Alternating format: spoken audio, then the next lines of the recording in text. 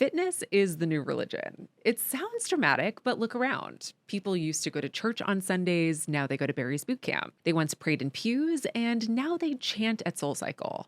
Instead of confession, they cold plunge. This is today's social currency. I'm Sammi Cohen, and this is Social Currency, a podcast that unpacks the stories that are shaping business, culture, and the intersection of the two.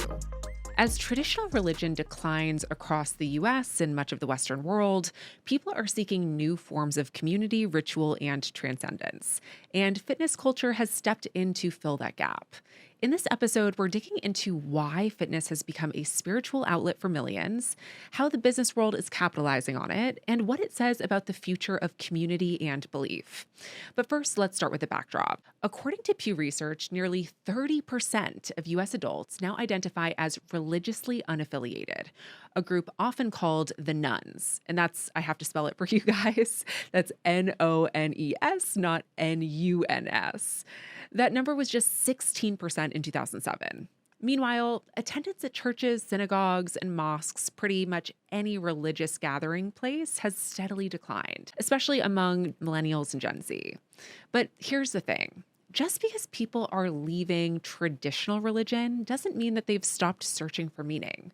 In fact, a 2021 Gallup poll found that while only 47% of Americans belong to a religious institution, and this is down from 70% in 1999, over 87% still said that they believe in a higher power or spiritual force.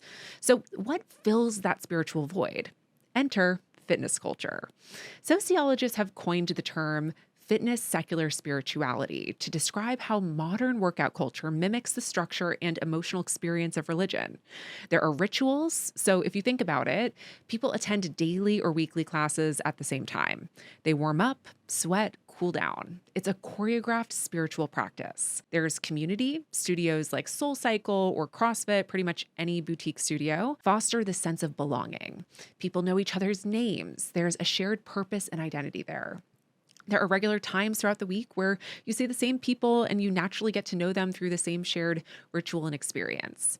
There's language, words like discipline, and even devotion are regularly used in wellness and fitness. There's transformation and redemption. Traditional religion promised spiritual transformation, and fitness promises physical and mental transformation. The before and after photo has become our modern testimony.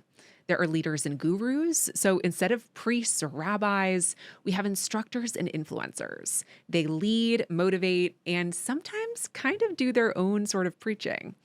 In 2017, Harvard Divinity School published a study called How We Gather that explicitly compared fitness communities to churches. They found that fitness studios were functional replacements for religious congregations that provide connection, accountability, and inspiration.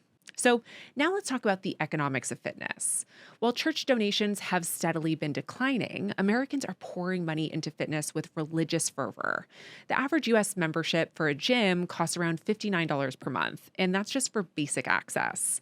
Premium boutique classes, such as Pilates, often cost $30 to $50 per session. And this spiritual fitness trend isn't just a cultural moment, it's a massive business opportunity. The global wellness market is now expected to hit $7 trillion by the end of 2025. The US boutique fitness market alone, like Barry's, Solid Core, and Rumble, is expected to hit around $60 billion by the end of this year.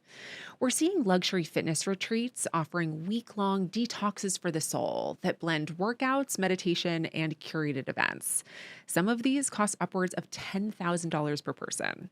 And here's the kicker. People are paying for these without even blinking because they're not just buying exercise, they're buying belonging. So why is fitness stepping in to replace religion? There are two main reasons, in my opinion. Number one, we're craving connection, and this actually spans well beyond religion. In a lonely digital world where people are always on their phones, in-person fitness offers a rare place for community, accountability, and eye contact. It feels like church, but with better lighting and a vibey Spotify playlist. And second, we want control over chaos. Religion once gave people moral clarity and routine. Now we use structured workouts and clean eating as a way to feel grounded and connect with ourselves. Fitness becomes not just about health, but about identity, discipline, and even redemption. So, as we sweat our way into this new spiritual landscape, one thing is clear. Humans need community, ritual, and transformation. If traditional religion isn't providing it, we'll create it ourselves, one burpee at a time. And maybe the bigger point is this: people aren't just working out to get fit. They're working out to feel something, to feel connected, to feel strong, and to feel seen. And in a world where institutions are crumbling, that feeling is worth a whole lot more than just six-pack abs. So, the takeaway here is if you're building a brand, fitness or otherwise, ask yourself, are you creating a product, a service, or a whole belief system? And that is a wrap on today's episode of Social Currency. I love hearing your take on these episodes, so always feel free to message me or leave a comment wherever you listen to these podcasts.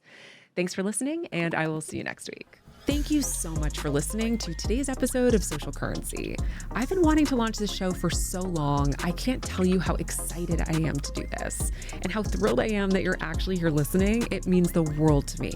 If you liked what you heard today, please rate and review the podcast because it massively helps to support the work I do to bring the show to life. And if you want to keep up with the hottest business lore in real time, follow me on Instagram at Sammi Cohen Talks and subscribe to my newsletter, Social Currency, which is linked in the show notes. Social Currency is a production of Social Currency Media and Money News Network. The podcast is hosted and executive produced by me, Sammi Cohen. Social Currency is produced by the Money News Network team. See you next time.